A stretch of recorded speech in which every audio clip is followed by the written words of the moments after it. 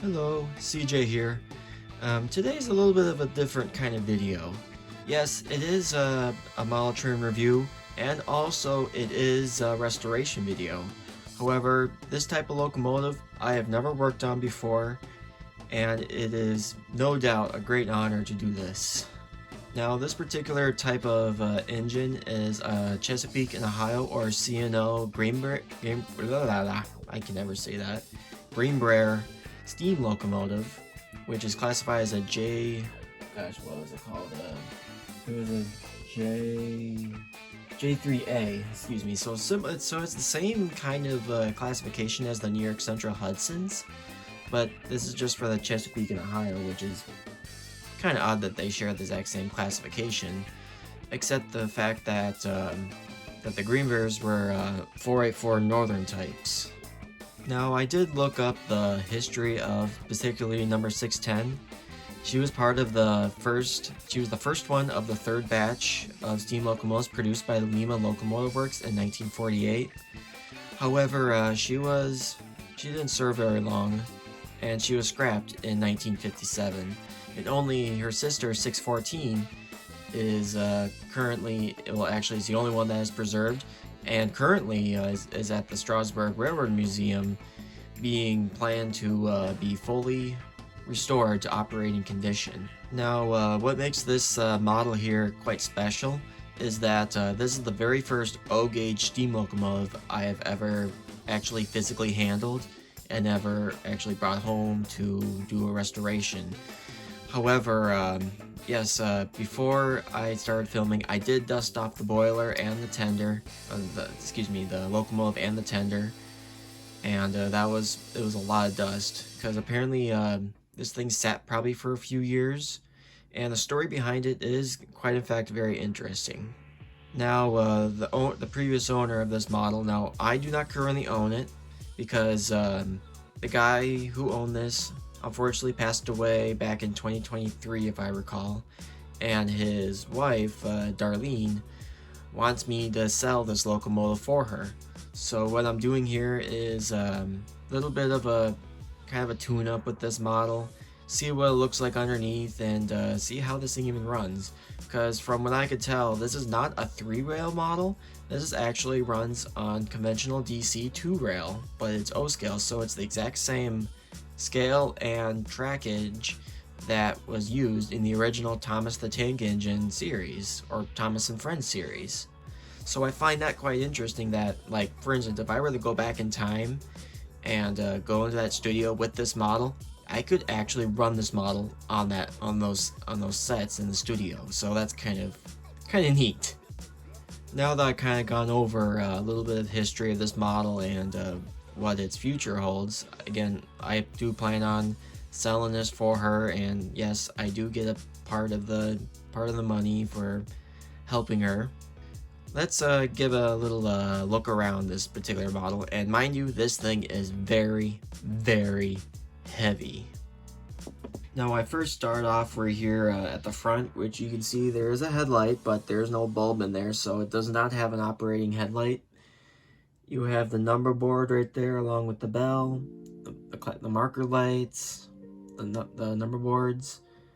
Then you got the air pumps here in the front next to the headlight, and then you got the cow catcher here, which there is a dummy front coupler here that swings out. So that's actually a really cool touch there. Then you go along the cylinders here, and look at this drivetrain here. You can see it's all oily and greasy, so it likely has been a really long time since this thing has been maintenanced. Well, at least 2 years since Darlene's husband died, which his name was Tom. Along the boiler, you don't have any plates here for builder plates here, because that's undone here. And from what I could tell, this was an unpainted or undecorated model by the German company called Lobaugh or Lobaugh. I have no idea on how to pronounce that. It's spelled Lobaugh. I think that's how you spell it, and it's kind of obscure, but yeah, you see here's the tender.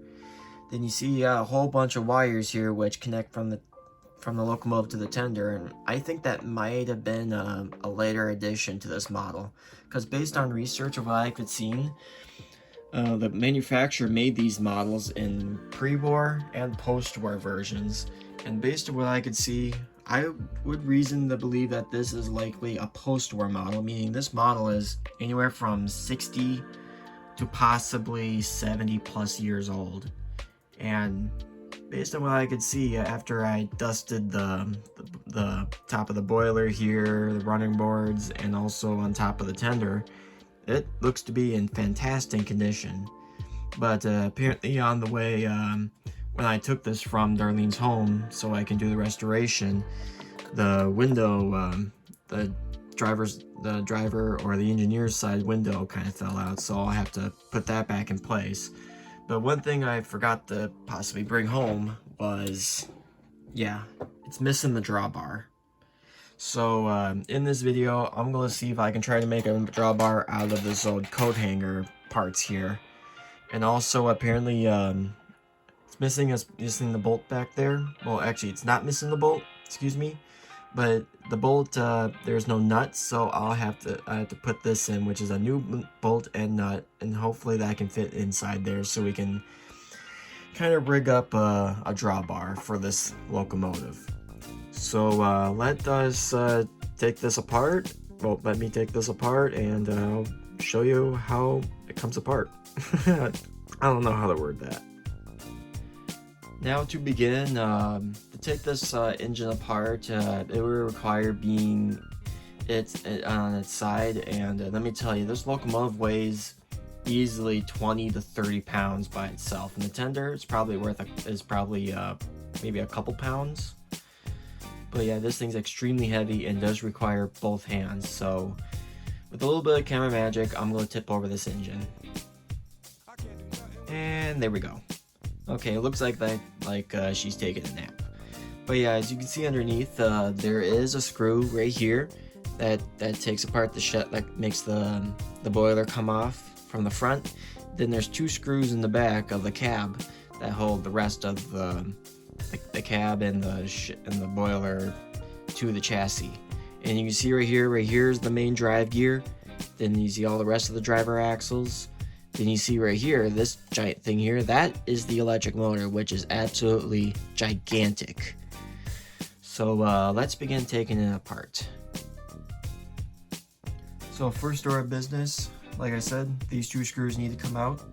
So let's unscrew them here.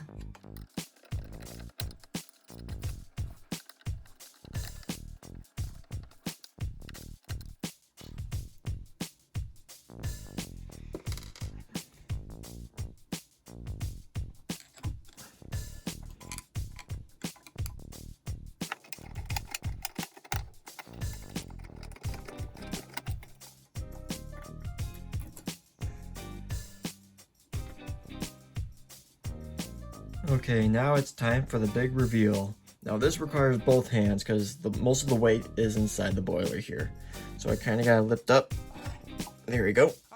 Okay, there's the wires that go to the tender right there.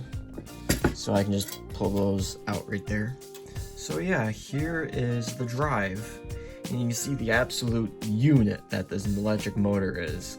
And I believe it does, and that's how I figured out what brand this was by Limba when I took this apart the first time, just kind of like so I can know what's in here. But now seeing it and knowing what's in here now, it's absolutely, this thing is beefy. Like, look at the size of the drive shaft. That's about the same diameter as my screwdriver. So meaning like this thing, it ain't gonna break anytime soon. And here's the top of the gearbox, which if I go over here and zoom in a little, you can see that it does in fact have some grease in there, and I would figure that's probably still good as long as it doesn't jam the motor. And as for the electric motor itself, it's probably seen better days in my honest opinion. But now with the boiler up, this thing's a lot lighter. So you can see right here, these are all the wires that go to the tender. Then you got a wire here that goes to the motor here from the chassis. And these all, like I said, go to the tender. I'm not sure what these big parts are right here for, but I assume that those probably hold the brushes in, unless this is a brushless motor, but I think this would no doubt have brushes, and these are probably just holding them in. Then you get like a little coupling here, which connects the motor to the drive shaft. Then, like I said before, with the gearbox. Then you go up to the front here, you can tell that this is definitely an undecorated model that was painted, because it's still remnants here of the original brass coloring, which still looks phenomenally beautiful. And then you look on here, you see the drivers, the side rods, the connecting rod. Everything looks to be all nice and straight and perfect. So it probably wouldn't take too much to get this model to run. And first off, let's see if this motor has some lubrication. If not, I'll lube it up. Okay, I did look at the motor and all that. Everything looks to be okay, so let me grab a power pack and see if this motor can come alive. Alright, right here is an older Bachmann Spectrum power pack, and this thing is an absolute beast. And you see, it can go up to 3 amps or 20 volts. And since this motor, based on what I could see, it can handle AC and DC, so it's a dual power motor. But I am going to use DC, and that's likely what this locomotive used back in the day when this was made. So I got the wires right here. What I need to do is turn the power on, and now I'll attach one wire down to here and one on the motor itself, and then the motor should kick in. Now let's turn up the juice to say 70%, or which is close to full voltage. So now there might be some sparks, so don't be alarmed. Let's see here. Okay, I got spark. Put that one right there, and put that right here. No nothing's drawing right now. Strange. Oh, I think I know what I need to do. I think the wires that go to the tender, so the tender actually needs to be plugged in order to work. So I gotta do some rearranging here. Okay, now that everything's been settled, I do have the power still on. So now that the tender is actually lined up, and I did find that the wires are color matched to certain ports, so that helps a lot. And let's put this on here, and then let's put this on the motor. Oop. Oh yeah, that motor works pretty darn good. Really strong. It's actually pushing the chassis along, and of course my dad has to be mowing the lawn right now, so if you hear the mower in the background, I apologize. Sounds like he hit something. Let's see here. Oop, there we go. Oop. She's sparking. Now I gotta lift the model up. Oh yeah. Oop. But as you saw right there, the motor does in fact work. So that is a good thing for when I list this thing for sale, that this locomotive does in fact work. And I do believe it does work in forward too. Let's see if I can try reversing the polarity here. See if that works. Oops. I think I need to do something here. I need to power down. Then let's go full again.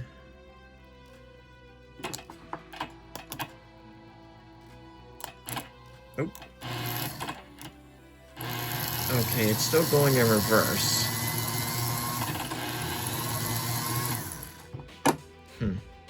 What if I tried the other way?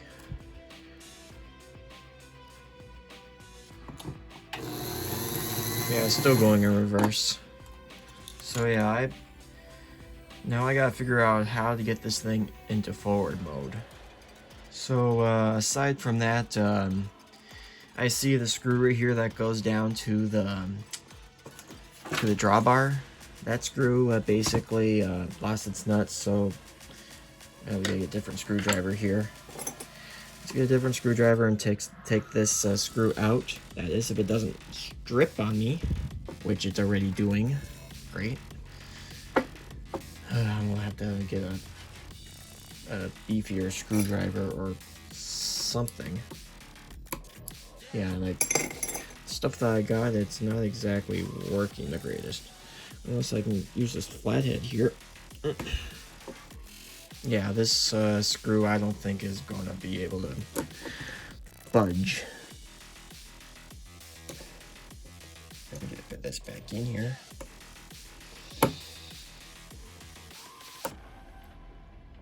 Yeah, that is that's pretty much staying in there. So now I will need to think of a different plan. Okay, I did find a more beefy screwdriver. So let's see if this can tackle this screw. Yeah, there we go. Okay, I am officially backing out this screw.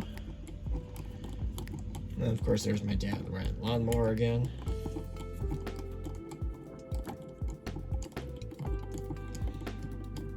Okay. So that's the original screw.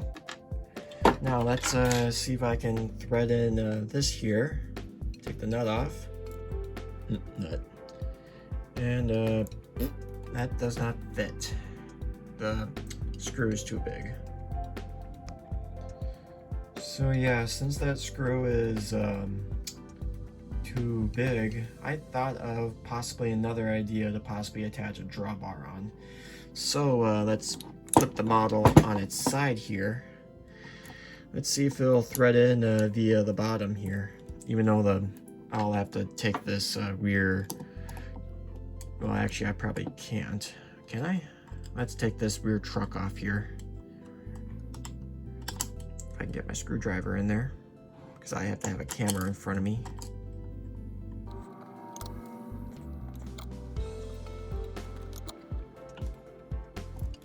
Okay.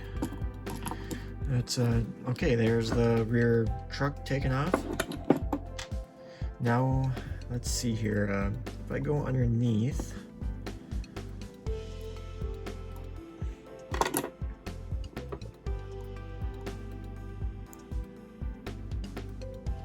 this should screw in. Oh, yep, it does. There you go. Problem solved. Now we can put everything back together and get a drawbar in there. So now I'll just take this back out for now and put this up to the side. So yeah. Anyway, let's get this locomotive all back together. Also, on a side note, I noticed on the boiler the other window fell out, so I'll have to go in and glue that in off camera. In the meantime, right here I found this part of a clothes hanger. So I cut off a bit right here so we can start doing some work on a future drawbar. So this end, I figured that this can go wrap around the tender here. And then this part right here, we could, let me grab my pliers here. We could bend this, depends on how far so if I figure that the tender will probably sit out here. So if we want to take a shorter curves, I think a bar right about there would work. So let's do some metal bending here. It's kind of tricky to do this on camera.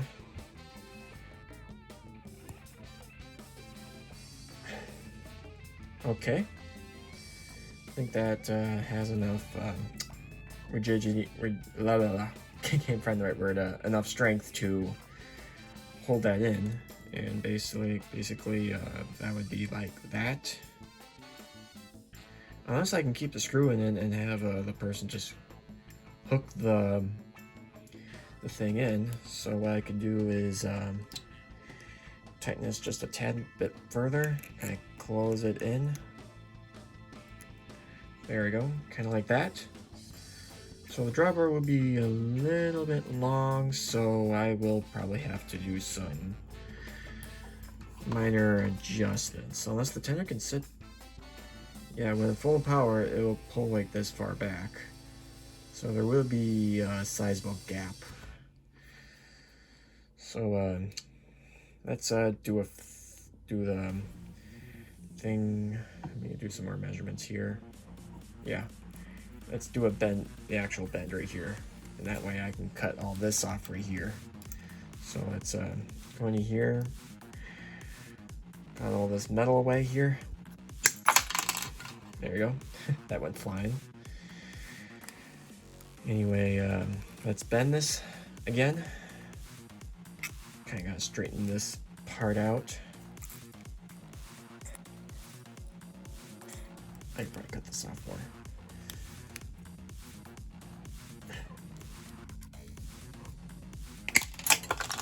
Whew, that went flying. Okay. Now that that's been kind of taken care of, bend that in place, and let's see if this actually will screw in here. So this basically will be the front, and this part will be permanently attached to the tender. So basically what you have to do is just push forward. Basically, yeah, you have to just push forward, and then it will unclip.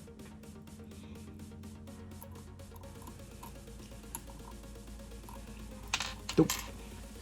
Well, first off, let's put the screw back in here. Go find the screwdriver here. Put that in. Let's screw this all together.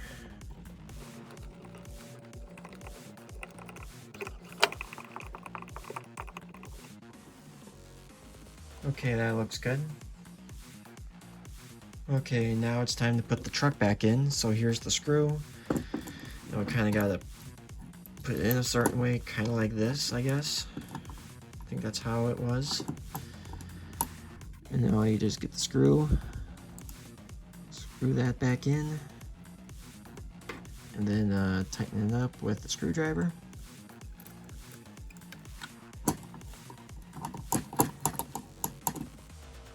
Okay, that's good. Now here comes the tricky part. Now I gotta put the whole locomotive back together, and also gotta glue those windows in. Okay, the boiler's right here, so I gotta use both hands. Now I'll just give you a little detail tour here. Here's the front again. Look at that, it's, oop, looks like I gotta, yeah, looks like I didn't realize that must have snapped. Sorry if everything's a little shaky, it's just that this thing is so heavy. Yeah, the window kind of gave out, so it looks like this thing might need a little bit of work off camera. So let's put this on the chassis here. Okay, now actually I need to put these wires, the wires in the back through these little holes here. Or I can have them up to the side, can I? No, I don't think so. Okay, I need to figure out which wire is which here. Okay, that's the gray wire. Gray wire, white wire.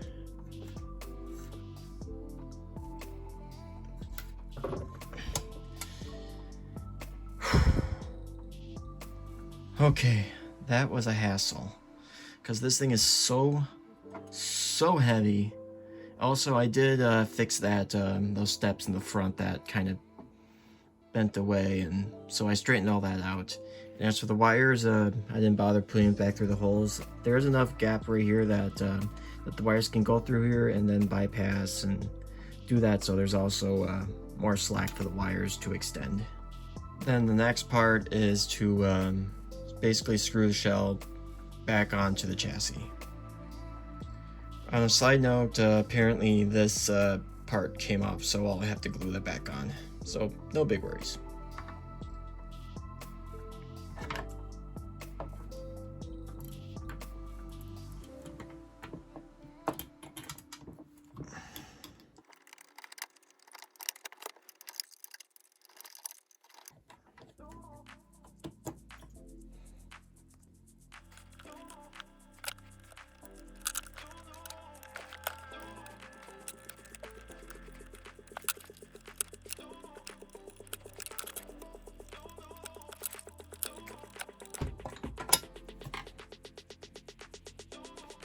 Okay, now that that's been all taken care of, now it's just simply of putting the drawbar into the tender and then hooking everything up. Now inside the tender there is the reversing mechanism, but I won't have to show you that because I think that does work, so there's no need to work anything inside the tender. So right now I gotta take this screw off and then mount this end right here that will go onto where we'll make the drawbar. So let's grab my trusty screwdriver again.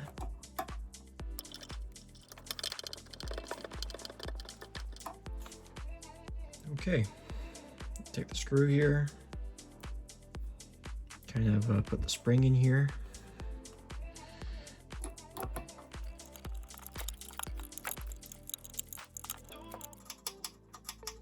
Okay, that looks good. Now for, gotta do some extra bending here if that looks of it. Okay. Now let's bring the locomotive on over. See if she will hook up. Tender wires out of the way. Kind of bring this forward. Or on the side again. I guess I must have cut it too short.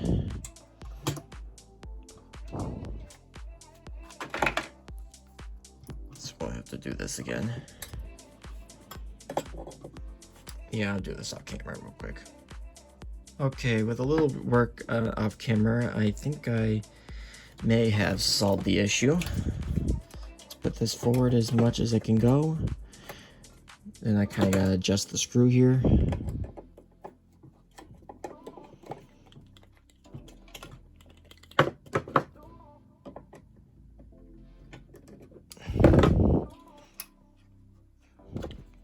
Kind of screw this back in here.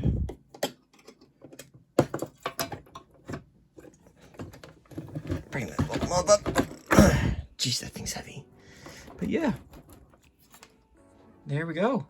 We got ourselves. Oop. Yeah, I just kind of gotta be careful.